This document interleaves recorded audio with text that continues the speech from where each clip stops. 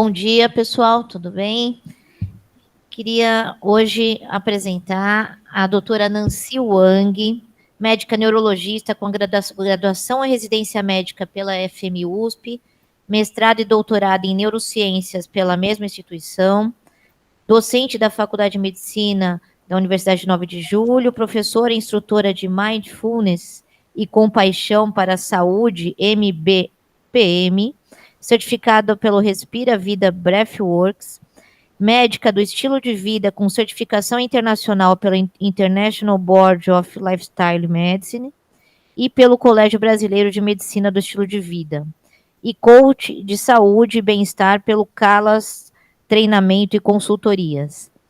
Ela vai falar para a gente sobre mindfulness. Muito obrigada pela sua presença, Nancy. Eu que agradeço imensamente vocês 7h30 aqui cedinho, junto para entender um pouquinho sobre mindfulness.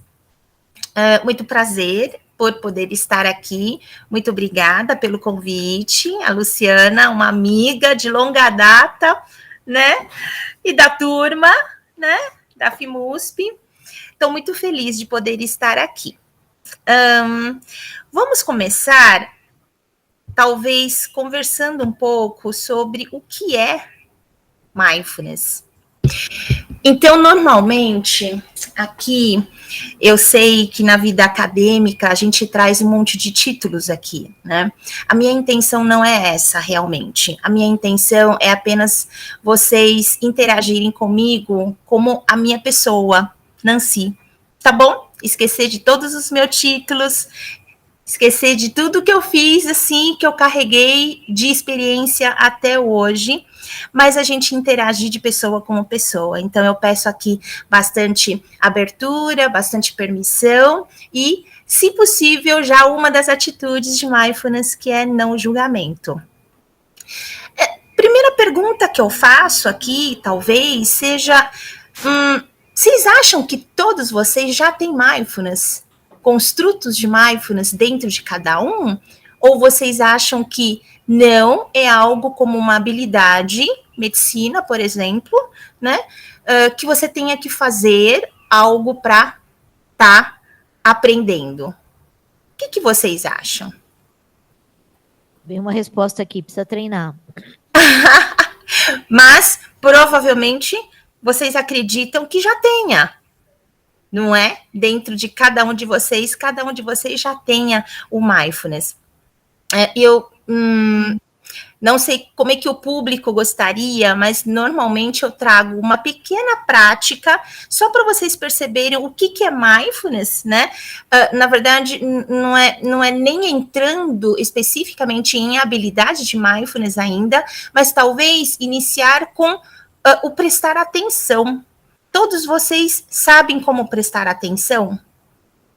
Vocês estão prestando atenção em mim agora. Vamos lá. Eu vou trazer, então, talvez a gente faça uma outra prática que fosse viável aqui. Mas, o que eu quero dizer, através dessas práticas muito curtas que não deu para fazer, mas um dia a gente combina para a gente fazer essas práticas, que todos vocês têm mindfulness. Todos vocês, de alguma forma, vocês conseguem ter uma certa percepção. O problema é que o nosso dia a dia leva a gente de uma forma tão maluca, a gente tem tantas demandas, a gente às vezes não tem muito foco o que a gente quer, e a gente acaba fazendo tanta coisa ou ao mesmo tempo, ou vai emendando uma coisa atrás da outra, e outra coisa, e outra, e outra, e outra, que você não tem tempo para se perceber. Mas quando você cria uma oportunidade para perceber, para entrar numa atenção, mas não é só prestar atenção, mas atenção consciente, e aí a palavra-chave aqui é a consciência, né? O que é a consciência? E é isso que mindfulness traz. Prestar atenção, apenas o primeiro passo do mindfulness. Eu diria que seria um pré-requisito para entrar em mindfulness. O mindfulness é a consciência em si. A gente pode pensar, por exemplo, num céu azul. E as nuvens são, por exemplo, pensamentos, as nossas elaborações, os nossos julgamentos, as nossas críticas. Tudo isso fazendo parte num cenário todo, mas a consciência está lá. Tudo muda, tudo passa. Tudo que vem na mente, nós podemos entender que é algo que é passageiro e nós podemos enxergar, perceber e depois dizer tchau. Mas a consciência está lá. Isso é o mindfulness. Eu acho que nesse primeiro slide talvez seja muito rebuscado ainda. E por isso que eu vou tentando trazer, através de alguns slides que eu preparei aqui, de uma maneira muito, apenas para dar insights para a gente poder conversar, tá bom? E a gente entendendo realmente o que é mindfulness. Então, trazendo um conceito, claro, tem um conceito clássico, né, do Jon Kabat-Zinn, mas esse conceito que eu estou trazendo da Vidyamala, depois eu vou explicar quem é a Vidyamala, então, vou trazer essa fala da Vidyamala para explicar o que é mais ou menos o mindfulness. É viver o momento presente, é perceber o que está acontecendo e fazer escolhas de uma forma consciente sobre como você responde às suas experiências, momento a momento, atividade a atividade, elaboração por elaboração, pensamento por pensamento, em vez de você ser cegamente guiado por reações habituais. Aqui ela quis dizer piloto automático. Sair do piloto automático. Aqui a gente não está falando para vocês pararem de fazer o que a gente tem que fazer. Afinal, precisamos conquistar, né? Faz parte da vida. Precisamos lutar, precisamos fugir, né? Então, faz parte da vida. Mas, tudo que a gente faz, talvez sair de uma forma do piloto automático e a gente fazer uma escolha mais serena, uma escolha mais clara, né? Então, fugir realmente dessas reações habituais do automatismo. Aqui tem um outro conceito também, que é da Breathworks. Eu coloquei o QR Code aqui, quem tiver curiosidade pode colocar o celular e já vai entrar diretamente no site da Breathworks UK. E eles falam, mindfulness é simplesmente a consciência. É a consciência que lhe dá o poder de saber o que sua mente está fazendo. Lembra que eu falei que a consciência é como se fosse o céu. E o que quando a gente tem a consciência, você consegue ver, você consegue entender o que a sua mente está fazendo nesta consciência. E estar realmente presente nesta experiência. Algumas pessoas falam que mindfulness são técnicas e ferramentas. E não deixa de ser. Dentro do mindfulness, nós temos várias técnicas e ferramentas para realmente você ganhar essa consciência, essa clareza do que está acontecendo, né? E tomar uma decisão mais assertiva, né? E não apenas ir fazendo, reagindo de uma forma automática. Tem pessoas que falam que mindfulness é você ressignificar muita coisa da relação entre você e você próprio, você mesmo, ou a relação entre você e tudo que está no seu entorno, seus familiares, seus colegas de trabalho, seus amigos, e até com seres inanimados, o planeta em si, pensando de forma mais sistêmica.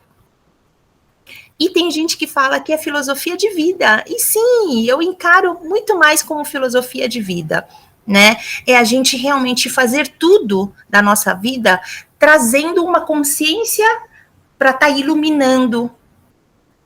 Estou fazendo isto, né? Qual é o propósito? Quais são os valores meus em cima disso que eu estou fazendo? E por aí. Isso sim é mindfulness. É algo muito maior do que simplesmente a gente falar de programas, tá? E aí, para eu poder introduzir um pouco mais, já falando desses programas, é importante trazer um pouco de história. Todo mundo já conhece o Jon Kabat-Zinn. Ele é um zen budista,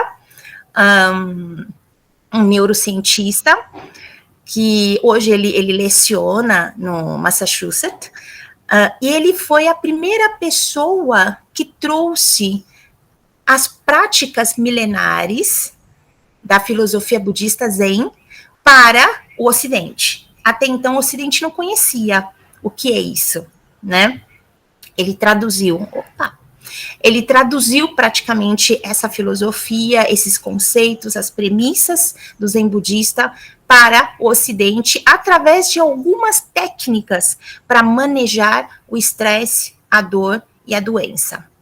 E nisso, como ele estava no meio acadêmico, ele criou um protocolo chamado Mindfulness Based Stress Reduction, isso na década de 70, se não me engano, a primeira publicação, acho que era 74, 77, foi a primeira publicação dele.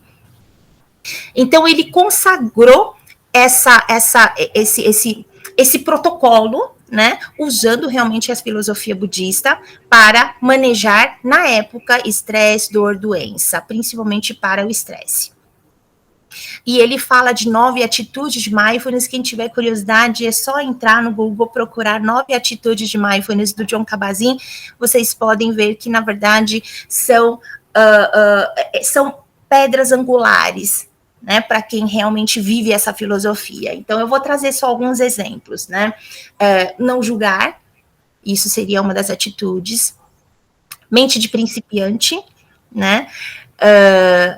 Soltar, né? Paciência e por aí fora. Tem várias atitudes de mindfulness. Bom, com esse programa, ele foi realmente ajudando e beneficiando vários pacientes, não apenas com dor, mas estresse, mas as pessoas que sofriam muito de dor, automaticamente acabam vivendo um estresse crônico, na verdade, um distresse, né? Então, a Vidya Mala entra nesse cenário. A Vidya Mala é uma vítima de lesões medulares, ela já tinha nascido com alguma doença congênita medular, então ela já vinha com algumas questões de dor, mas aos 16 anos ela teve acidentes mesmo, fez várias cirurgias medulares, ela teve, inclusive, paraplegia, com alterações autonômicas, então teve realmente quadro muito grave, e desde então ela vem sofrendo de dores, e dores, e dores, e dores. A vida dela se resumia a dor. Ela, nesta situação desesperadora, praticamente em quadro depressivo, já pensando em talvez ideações suicidas, ela participa desse programa do Jon Kabat-Zinn, esse programa de MBSR, e ela leu também o livro, este que eu tenho aqui, que é do Jon Kabat-Zinn, um dos mais clássicos dele, não sei se vocês conseguem ver, Vivendo em Catástrofe Total. Ela leu o livro e ela falou, vou fazer o curso, né? E ela foi uma pessoa que, pelo menos, ela se sentiu muito beneficiada. Ela falou, não dá, eu vou ter que trazer isso para todo mundo que sofre de dor, que nem eu. O que ela fez? Ela, junto com o Jon Kabat-Zinn, eles criaram um protocolo para a dor mesmo, para manejo da dor, e, na verdade, esse programa para manejo da dor, a gente entende como uma evolução do SR, porque dentro desse programa da dor, a gente tem outros elementos, né, para desenvolver outras habilidades a serem desenvolvidas dentro desse programa para dor, e esse programa para dor também, hoje a gente foca para públicos que têm todo tipo de dor, né, dor não apenas física, dor mental, dor existencial. E em 90, então, ela cria esse protocolo, e em 2001 ela funda a instituição, a organização Breathworks, na Inglaterra. E o que ela, de tanto praticar, ela também acaba entrando na filosofia budista. Ela ficou, se não me engano, quase 15 anos em retiro, e daí ela chega à conclusão de que, além desse programa, desse programa de redução de estresse, dentro do programa para dor, é necessário a gente trazer a palavra compaixão. Então, a diferença dessa evolução do MBSR para esse programa para dor é a somatória dessa palavra compaixão. E a compaixão não apenas para a própria pessoa que está sofrendo a dor, mas também pensando numa forma de humanidade compartilhada mesmo, trazer essa compaixão, expandir isso para todos, né? Então, tá aqui essa breve história. Hoje em dia, nós temos várias intervenções baseadas em mindfulness, todos já têm publicações, protocolos bem definidos, tem várias outras linhas de terapia psicológica que usa a base mindfulness para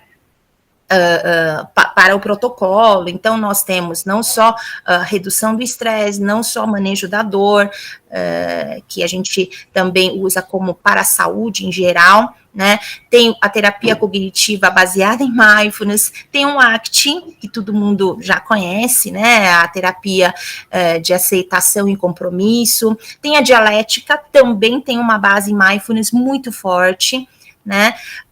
Temos mindfulness, o programa de mindfulness para prevenção de recaídas, principalmente para dependentes químicos, e nós temos um programa também para promoção de saúde em geral. As 9 atitudes que o Jon Kabat-Zinn traz são aqui, né? Não julgamento, aceitação, paciência, mente de principiante, confiança, né? Não lutar, deixar ir, gratidão e generosidade. E o que a Vidyamala traz na Breathworks é realmente colocar a compaixão em todas essas atitudes, não só um ato autocompassivo com você mesmo, né, mas uma compaixão expandindo, reverberando para os outros, tá? Pessoal, se vocês quiserem ir fazendo perguntas, por favor, já podem falar. Eu me estranho um pouquinho, porque geralmente as minhas conversas e bate-papo são muito interativas. Então, por favor, me chame, tá? Por favor, Lu, se precisar.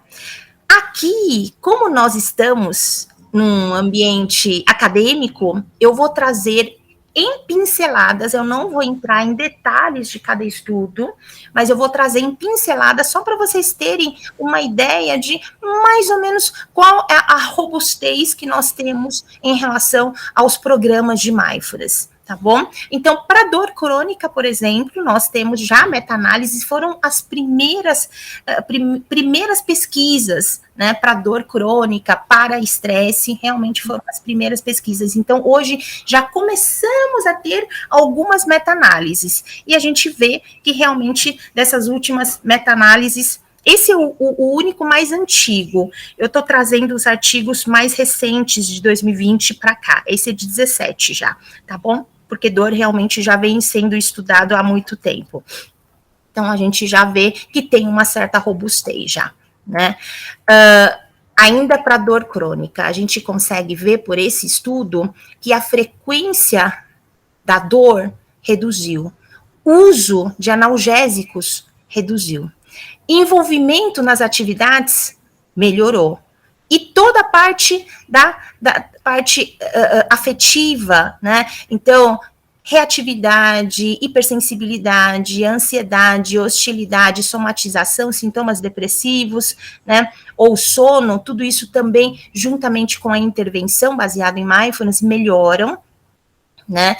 Então, tem vários aspectos que, para dor, hoje a gente não tem mais dúvida que mindfulness pode ser uma das ferramentas para apoio, principalmente para dor crônica, tá?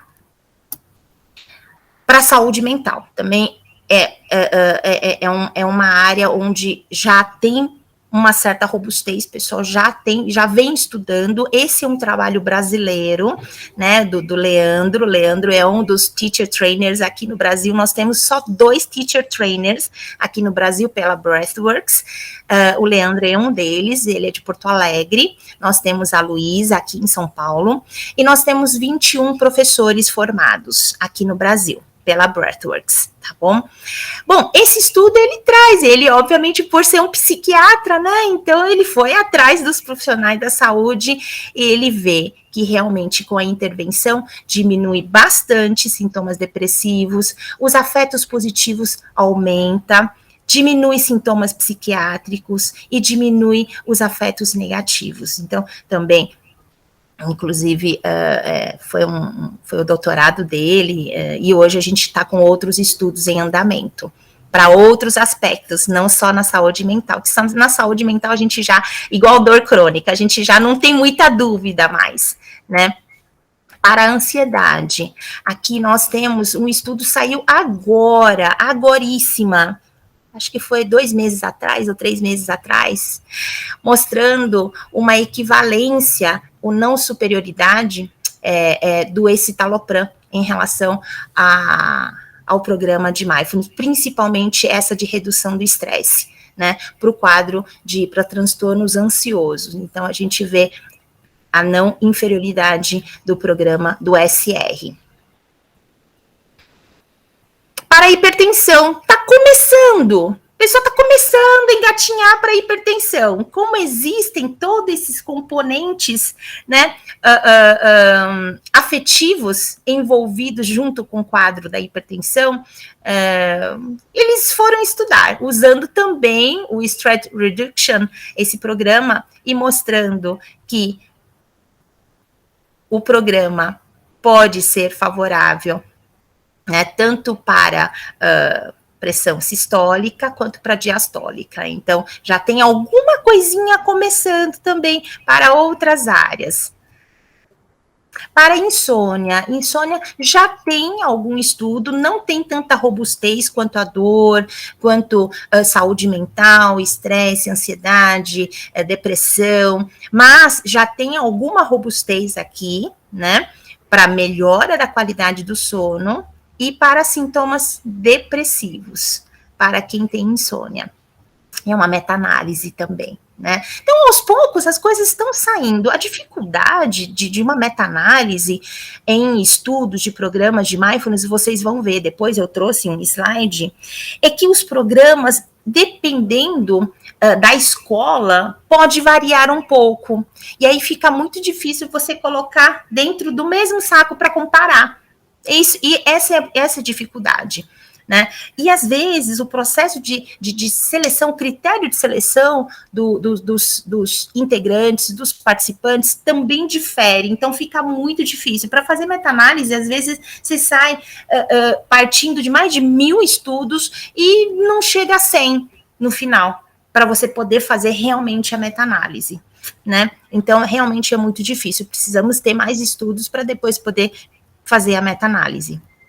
Mas para algumas coisas já tem um indício. Daí eu, como neuro, obviamente, eu vou atrás da parte neurológica. Então, tem alguma coisa sobre a cognição, né? Ainda está preliminar, vocês veem que é de 22 agora, deste ano, do ano passado, né? E a gente sabe que o mindfulness pode melhorar bastante os domínios de atenção e função executiva. E dentro da função executiva, principalmente a memória de trabalho, é algo que a gente sabe que se perde inicialmente para, principalmente, os pacientes que têm idosos, que têm um comprometimento cognitivo leve, depois vai avançando para uma demência, né? Então, quando a gente consegue melhorar esse working memory, a gente sabe que a gente consegue atrasar o aparecimento realmente do diagnóstico de demência. Então, é uma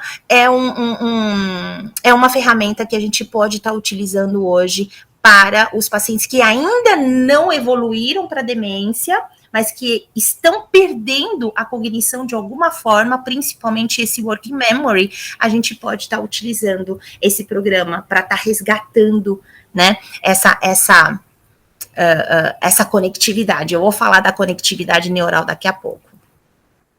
Falando em função executiva, obviamente eu fui atrás do TDAH.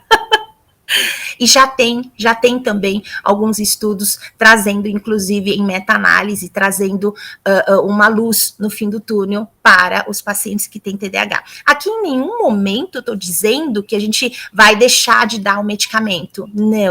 Não tem como ainda. Mas como um tratamento coadjuvante, a gente pode não apenas trazer um benefício um pouco mais imediato, principalmente aquele programa um pouco mais intensivo de 8 semanas, mas se a pessoa continuar fazendo as práticas, chega uma hora que algumas habilidades se tornam habilidades mais automáticas, olha só, né?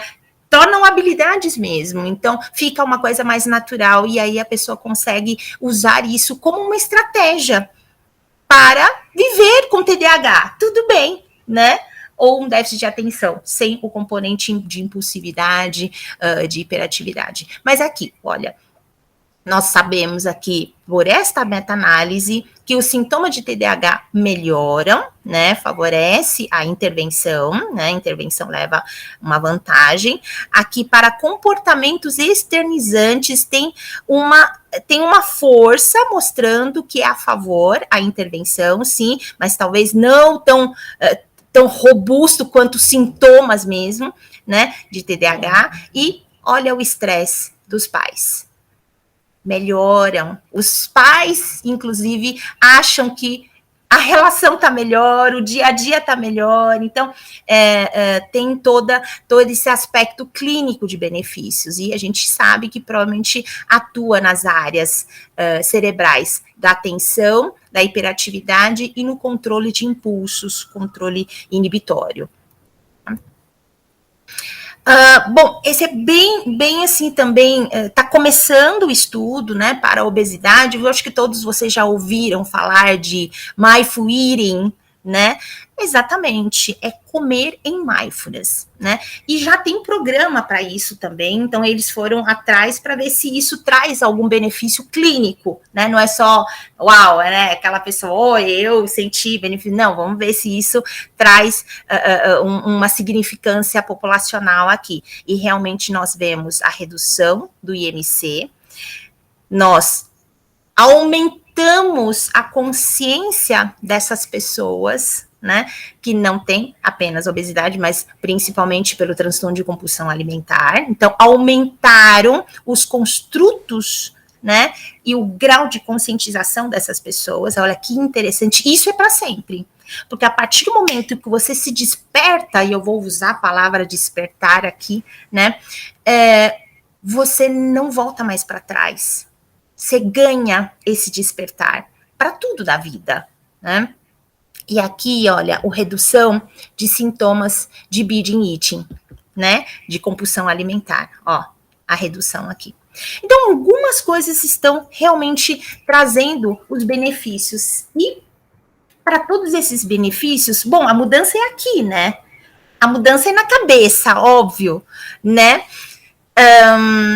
Então, os neurocientistas foram tentar entender o que muda no cérebro. Já tem vários estudos, eu vou trazer apenas só 2, tá bom? Mas tem vários estudos já mostrando que não apenas aumenta a conectividade entre as áreas cerebrais, aumento da consciência é justamente aumentar essa capacidade de associação entre as áreas cerebrais. Né? Então, aumenta, de repente, acende muito mais áreas do que quando você vai fazendo algo de uma forma mais automática, de uma forma de piloto, né? Piloto automático. Então, quando você observa essas áreas acesas muito maiores do que uma pessoa que não foi treinada nesse programa, você realmente percebe que existe uma conectividade maior entre as áreas cerebrais e também sabemos que existe um aumento de volume da substância cinzenta em diversas áreas. Óbvio, você está ativando o tempo todo. Se você está ativando essas áreas vão ganhar musculatura, entre aspas. Você está treinando o cérebro igual músculo. Você treina ele. E se você treinar, ele vai ficar mais robusto. né? E a gente vê isso em alguns estudos mesmo, que aumenta o volume da substância cinzenta. Lembra da cognição que eu estava falando de alguns estudos? Alguns estudos falam que, inclusive, o hipocampo, né, fica maior depois de um período de treinamento, tanto com práticas formais quanto práticas informais, com a regularidade. Então, aumenta o hipocampo. Para quem adora investimento, né, não só em din-din, mas quem investe em din-din vai investir na reserva neural também, porque não adianta a gente envelhecer tendo din-din e não tendo cérebro. Vocês concordam? Então, gente, vamos atrás dessa reserva neural, né? Vamos fazer também investimento, né, dessa reserva, e talvez é uma das maneiras, né, além de todas, tem várias outras maneiras, a gente vai falar um pouquinho, mas através do mindfulness, pode ser uma das maneiras, além de trazer menos sofrimento para o dia a dia, o melhor enfrentamento dos desafios, das frustrações, né, eu acho que melhora em vários aspectos como humano, né.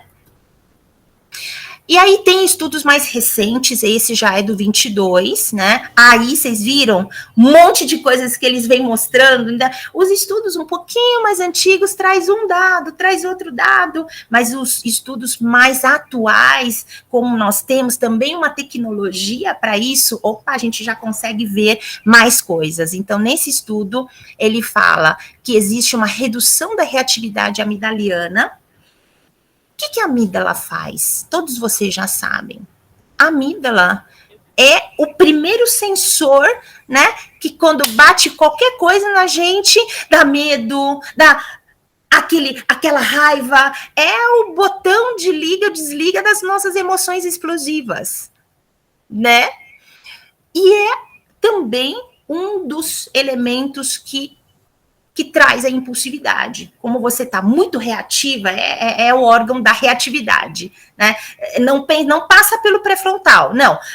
Bateu na amígdala, você está fazendo, você está xingando, você está saindo, você está tocando as coisas, está lavando tudo, né? E é isso. A amígdala faz isso. Você não pensa, não passa pelo pré-frontal. Então, reduz essa reatividade. Isto é, a pessoa dá um espaço. Opa, bateu. Deixa eu analisar para depois tomar uma decisão, fazer uma escolha. É esse espaço que eu falo, que o mindfulness cria, né? E realmente, pela neurociência, a gente já vê que realmente reduz a reatividade amigdaliana. Aumenta a ativação do pré-frontal, graças a Deus, né? O nosso racional vem falando, opa, peraí, não precisa sair correndo pelado, né? Não! Vamos conversar com o pré-frontal para tomar uma decisão legal, né? Então, aumento da ativação do córtex pré-frontal, principalmente médio dorsal, isso traz aumento do awareness.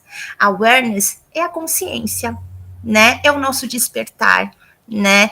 É entre estar sonhando, né? E acordado, mas num nível muito mais complexo do que apenas estar vigil, né? Tá acordado, muito mais do que isso. Ativação das áreas pré-frontais laterais e córtex insular anterior. O que o córtex insular faz? Redução de afetos centrados no eu. Eu não fui chamado. Eu não fiz isso. Eu tô sentindo isso. Eu sou vítima. Todos os afetos centrados no eu, né? Talvez algo muito egocentrista, sei lá, eu acho que é assim que fala, né? Mas quando a gente consegue ativar, a gente diminui essa centralização para mim só. A gente consegue abrir talvez um pouco o nosso horizonte para olhar o que está ao redor. Isso também é um tipo de consciência, né? Uma ativação tônica, mas constante nas áreas insulares anteriores e posteriores, que dá maior integração dos processos interoceptivos e heteroceptivos. Quando eu falo aqui, a gente consegue perceber melhor, opa, o meu peito está me apertando. alguma coisa, meu intestino tá fazendo... O que está acontecendo? Eu tenho essa capacidade de perceber.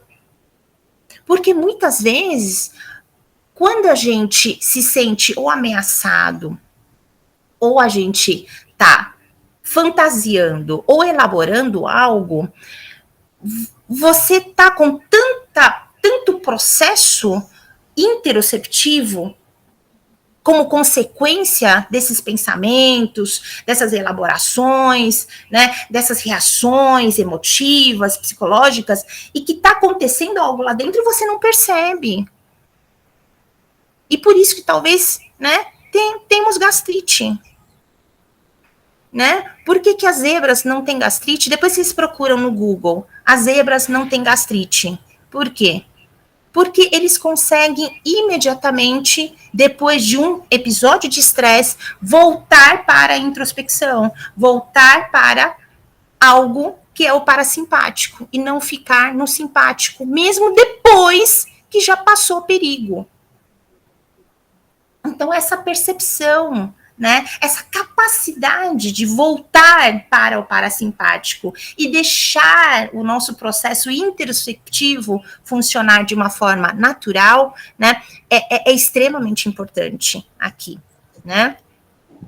Mudança de substância cinzenta com aumento da conectividade entre as áreas, o outro artigo já tinha mostrado, né? Otimização do monitoramento consciente do conflito, de novo, trazer a consciência mesmo em situações difíceis, né? Quem faz comunicação não violenta sabe disso. Para ter uma comunicação não violenta, primeiro você precisa ter awareness. Você precisa ter consciência. Consciência de você, consciência do entorno e consciência do que o outro realmente precisa. Não é? Controle cognitivo e inibitório, memória de trabalho, que a gente já falou, né? Então, tudo isso já, de alguma forma, os artigos que vêm antes já vêm demonstrando esses indícios, e temos agora indução de plasticidade neural, neuroplasticidade a longo prazo. Então, faz mudança não apenas na estrutura cerebral, faz mudança na conectividade. E ainda vou trazer mais um aqui, ó. Alguém conhece BDNF? O fator neurotrófico derivado do cérebro, né? O que ele faz? O BDNF faz brotamento neural, aumenta a ligação sináptica, aumenta, que eu falo de rede neural, né? E a conectividade, numa forma, né, mais ampla, BDNF faz tudo isso. E olha só, não só atividade física, eu sei que tem uma colega, a Pena, tá assistindo, ela é uma educadora física, assim, de mão cheia, e ela já sabe disso, que BDNF aumenta muito com a atividade física, isso a gente já sabe, mas, olha só, olha só, os programas de mindfulness também aumentam. A gente está aqui falando de pessoas que talvez tenham alguma limitação e não conseguem fazer uma atividade física do jeito que a gente recomenda. Ai, linda! Você, meu amor! É você, minha linda! Então, é isso. A gente usa técnicas de mindfulness, agora eu vou chamar de técnicas, para a gente aumentar BDNF. Né? Por que não? Já tem comprovação aqui, né? Já tem evidência. De todos esses estudos e mais um pouco, não deu para trazer todos que eu tenho nesse arquivo, tá? Mas quem quiser, tá nesse QR Code, uma pasta inteira, tá? De artigos que eu trouxe para vocês. E agora a gente vai falar de o que é programa reconhecido, acreditado como um programa de qualidade, de mindfulness, baseado em mindfulness, e o que não. Eu não vou ficar falando um por um, mas esse slide, nesse artigo, está dentro também do arquivo, aquele arquivo do QR Code, vocês podem ir vendo que tem critérios mínimos do programa, tem que cumprir critérios mínimos do programa. E temos critérios mínimos para os professores. Os professores têm que ter as atitudes. Os professores precisam aprender não apenas técnicas de ensino, isso é o que a gente sabe que a gente precisa aprender para ensinar para o outro, mas principalmente o que eles exigem demais, quem passa pela formação sabe disso, as nossas próprias atitudes numa palestra, numa sala de aula, numa convivência com amigos, né? O que nós somos? Nós somos representantes mindful, sem precisar a gente falar? É isso que precisa demonstrar. As pessoas precisam perceber na convivência, né? E os alunos precisam perceber exemplos, não pela fala, não por aquilo que a gente fala, mas perceber exemplos nas nossas atitudes, nos nossos comportamentos, de como a gente maneja dificuldades, não só dentro da sala de aula, mas também fora, na nossa vida. Como é que a gente leva a vida? Aqui é muito parecido com medicina do estilo de vida, né? Como é que a gente fala? Walk the talk, né? Você fazer aquilo que você fala. Você e ser aquilo que você fala, né? Aqui é igual, e eles são muito exigentes, por isso que a formação é longa, né? Então é isso. E aí eu vou usar os últimos slides para falar um pouco do nosso programa. A gente do Respira Vida Breathworks, temos 2 cursos, basicamente, um curso para a saúde, que aqui inclui o manejo da dor, da Vidyamala, né, e nós temos também esse curso para estresse, já que tem tanta comprovação científica já, né, e o nosso curso, eu posso dizer que tem um elemento a mais, que é essa intenção compassiva em todas as atitudes, em todas as habilidades, né? Não pensando apenas no benefício pessoal, sabe? A Vidyamala, ela tem uma visão mais sistêmica, realmente. O que ela fala e o que a gente percebe é que quando você não está bem, independente, dor crônica, ansiedade, sei lá, qualquer coisa que esses estudos estão querendo melhorar, né, usando o programa de mindfulness, quando você não está bem, pergunto para você consegue olhar para o outro? Quando você está apressado, quando você está preocupado, quando você está imerso nos seus problemas, nas suas dores, nas suas doenças, você consegue olhar para o outro? E esse olhar, de que qualidade é esse olhar? Pergunto. Então, o programa de Mindfulness não é para trazer apenas o benefício para você, mas primeiro passo, tornar você melhor no sentido, acho que melhor é uma palavra, né, não é melhor, mas de menor sofrimento, com uma melhor consciência, maior consciência, e a partir do momento que eu estou melhor, automaticamente eu vou começar a ter essa capacidade de olhar, é muito natural, de olhar para o outro. E aos poucos eu vou ter essa compassividade nesse olhar para o outro. E assim as pessoas que estão ao nosso entorno também percebem a diferença. E aí eles são impactados não pela nossa fala, mas pela, vou dizer vibração, energia, né? Mas alguma coisa que eles percebem de diferente. Eles também vão sentir bem-estar. E assim vai reverberando. Até ter um efeito planetário, talvez, em toda a humanidade compartilhada, né? E nosso programa se baseia em 6 passos, em 8 semanas. Todos os programas intensivos são um programa de 8 semanas. Essas 8 semanas a gente faz encontros semanais de 2h30, ao vivo, né? Pode ser presencial ou online, mas a gente não faz gravação, primeiro para proporcionar um ambiente seguro para todos os participantes, porque ali a gente compartilha nosso sentimento, nossas experiências, né, e o nosso crescimento, né? Então, a gente não grava. Segundo, são 2h30 toda semana de muita prática. E não tem como eu saber se você está praticando. Se a gente gravar e você não vem, você vai assistir em casa.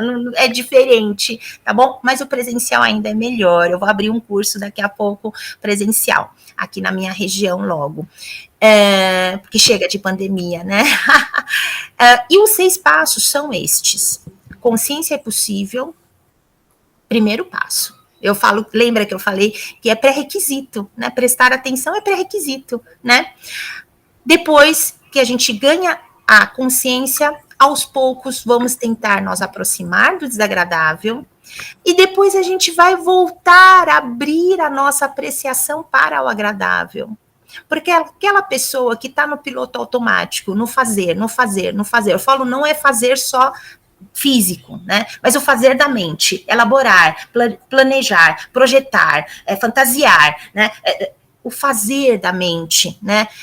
Perde essa capacidade de encontrar o agradável, né? E a gente sabe que precisa do quê? De 5 elementos agradáveis, dependendo do estudo é 5, é 3, é 8, né?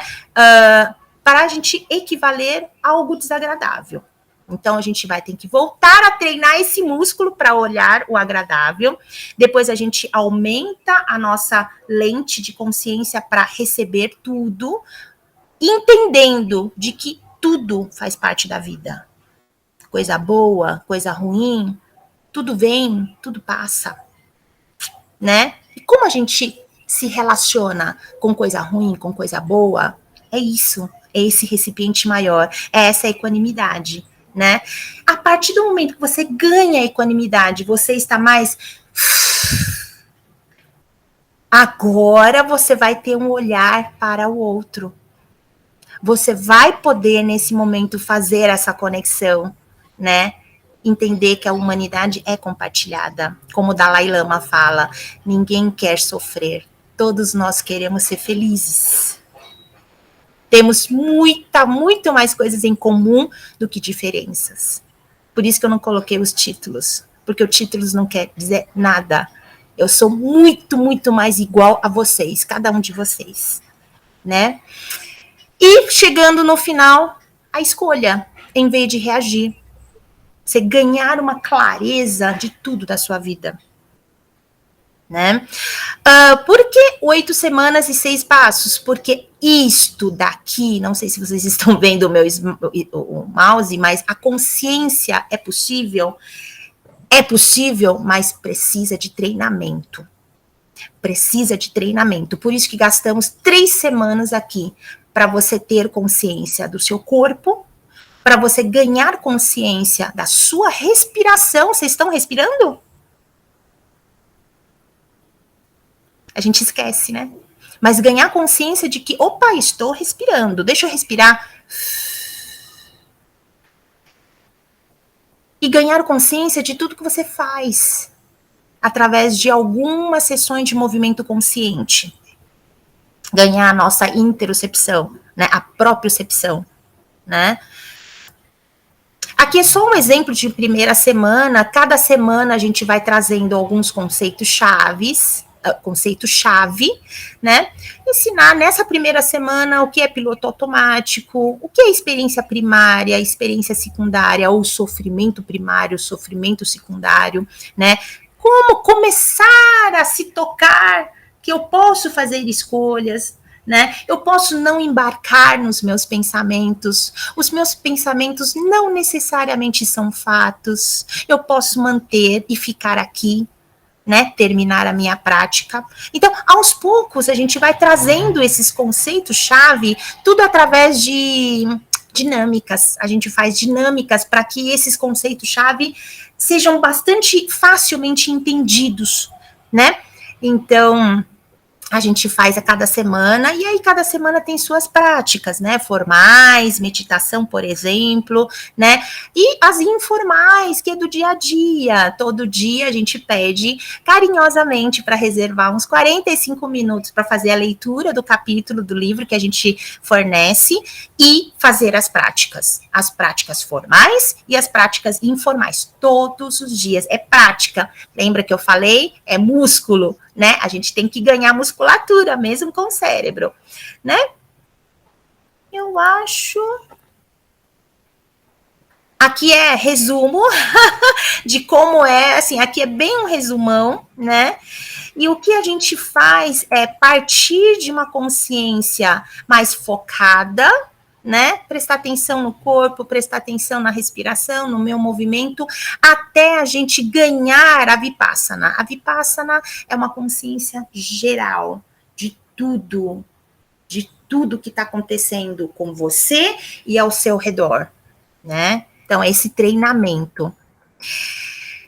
E aqui eu quero trazer um texto do Goethe. Ele fala: muitos comportamentos automáticos ou padrões reativos derivam de hábitos mentais inúteis, que são as distorções cognitivas. Né? Aquele medo, o pensamento baseado em negação ou fantasia, cria e agrava a angústia que se retroalimenta, vira uma bola de neve. Mas, luz no fim do túnel. Há maneiras hábeis de se relacionar com a experiência, desenvolvidas através da consciência, sabedoria, discernimento e prática, que oferecem o potencial, esse espaço que eu estou falando, para momentos de liberdade de escolha, para responder em vez de reagir automaticamente. Isso é mindfulness. Apenas uma reflexão aqui. Quando não há tranquilidade, não há silêncio. Quando não há silêncio, não há percepção. Quando não há percepção, não há clareza. Você vive a sua vida com clareza? Obrigada, gente, pela atenção, por vocês estarem mindfulness comigo. Aqui estão os QR Codes que todo mundo adora, né? É isso. Obrigada, Nancy. Bom dia, doutora. Obrigado pela apresentação, viu? Muito elucidativa. Meu nome é Sandro, sou clínico aqui no HU. Queria perguntar, toda essa estratégia não depende muito do nível intelectual dos pacientes? Não, na verdade, eu estou trazendo como uma linguagem mais científica aqui para vocês, porque vocês estão no meio acadêmico. A gente adapta, inclusive, um dos pré-requisitos do professor é saber transitar em linguagens diferentes. Então, a gente é treinado para isso. Né? Inclusive, nós temos professores trabalhando em comunidades. E nós estamos formando profissionais em comunidades, justamente para trazer essa linguagem. E só aproveitando esse gancho, algumas técnicas aqui, por exemplo, de meditação, por exemplo, eu tenho dor aqui no quadril, quando eu fecho as duas pernas em semilótus. Então, eu faço mais sentada, ou eu uso meu banquinho, o banquinho de meditação, e tudo adaptado. Pacientes com dor, eles não conseguem muitas vezes fazer meditação nem sentado, eles têm que deitar. Então, a gente faz essa adaptação, sim. Então, tudo é adaptado, mas dentro de um protocolo. Obrigada pela pergunta. Nancy, queria fazer uma pergunta também, a Carla que está falando. Sim, linda. No SUS, assim, a gente tem alguma coisa, a gente tem ambulatórios, assim, regulares, você conhece alguma coisa sobre isso? No SUS, não que eu saiba. Um programa de mindfulness no SUS, não conheço. Sim, porque é uma coisa que precisava expandir, né? Assim como as PICs, né? As práticas integrativas e complementares, que a gente tem 29 já, e que elas são fornecidas pelo SUS, né? Acho que o Mindfulness poderia entrar até um pouco nisso, né, também. Sabe o que eu acho, Ká? Eu acho que talvez a dificuldade é formação dos professores. Você viu, no Brasil inteiro nós temos 21 só. Sim, com certeza. Espalhado. Tem gente no Pará, tem gente no Rio. E é uma formação, eu que acompanhei a Nancy fazendo essa formação, super rigorosa e de muito trabalho, né? Então, é um grupo, né, a sede é na Inglaterra, né? Isso. Então, aí você tem que cumprir todos os pré-requisitos, tem que estudar muito, tem que fazer não sei quantas horas de meditação por semana, né? Com relatório, né? Não é uma coisa muito simples, não, para ser aprovado, por isso que só tem 21 aprovados. Com esse título aí. Obrigada, Lu. Obrigada, Ká. Oi, bom dia. Só para falar no SUS tem centros de referências de PIX, né? E aí, informalmente, assim, a pessoa não é certificada, mas tem mindfulness nesses centros de referências. Inclusive, tem um na Ricardo Jafé que faz, né? Que legal. Mais a medicina tradicional chinesa, mas pelo menos já é um início, assim, que é periódico, semanal, a pessoa pode ir lá e fazer. Muito obrigada, obrigada. A gente que começou a estudar estilo de vida, né? Porque começamos a perceber que a chave, né, para a saúde é o estilo de vida, né? E todo mundo sabe qual é o estilo de vida saudável. O problema é como você fazer, né? Como é muito complicado. E um dos instrumentos foi aí que provavelmente a Nancy chegou e eu cheguei nesse conhecimento do mindfulness, porque tem alguns instrumentos que faz você pode te ajudar nessa mudança do estilo de vida, né? E aí quando a gente encontrou o mindfulness, ela viu que tinha tudo a ver com a área dela, né? Que já está há muito tempo aí funcionando, com dor e tudo. Mas é uma das possibilidades, né, de instrumento. Sim, é uma das ferramentas. A gente vai trazer também aqui a psicologia positiva, o pessoal que está trabalhando com isso, que é uma coisa nova também, né, para ver se consegue ajudar as pessoas a fazer a mudança que precisa ser feita, né, Nancy? Eu posso só aproveitar esse gancho que a Lu trouxe, que eu acho que é muito valioso. Eu acho que, assim, talvez mindfulness seja uma técnica mesmo, uma ferramenta para ajudar o próprio paciente a ganhar consciência. Você viu naquele estudo, né, de transtorno compulsivo alimentar, a gente realmente ganha consciência para eles, mas eu acho que mais do que isso, viu? Nós que estamos desse lado, né, como a gente consegue oferecer o nosso melhor e realmente empoderar aquele que está na nossa frente, potencializar todas potencializar tudo que está na frente, tudo que está no cliente, né, no paciente. Eu acho que nós precisamos ter muito construtos mindful para que a gente possa criar esse rapport, né, esse relacionamento, né? Então, impulsionar o outro. Então, eu acho que é muito importante até para nós, profissionais da saúde, porque faz muita diferença no nosso cuidado. Muito legal. Mais alguma dúvida, pessoal? Só uma última pergunta. Na parte imunológica, melhoria imunológica, tem alguma informação? Tem. Inclusive, uma das hipóteses do porquê que aumenta o BNDF é porque a gente reduz todos os marcadores inflamatórios, e a gente sabe que a inflamação elimina, né, degrada o BNDF. Então, quando a gente baixa todo o processo inflamatório, a gente diminui esses marcadores, uma das teorias do porquê que aumenta o BNDF é isso, baixa o nível inflamatório. E tem estudo já com marcadores através do mindfulness. E nessa linha, possivelmente vai ter estudo aí no futuro com aterosclerose também, né? Diminuindo a inflamação, né? Já que estresse é um fator de risco, né, para a doença. Exato, é isso que eu ia falar, pelo estresse. Uhum. Bom, muito obrigada mesmo, Nancy. Eu que agradeço. Obrigadão. Convidados a conhecer, né? Obrigada. Então. Tchau, gente!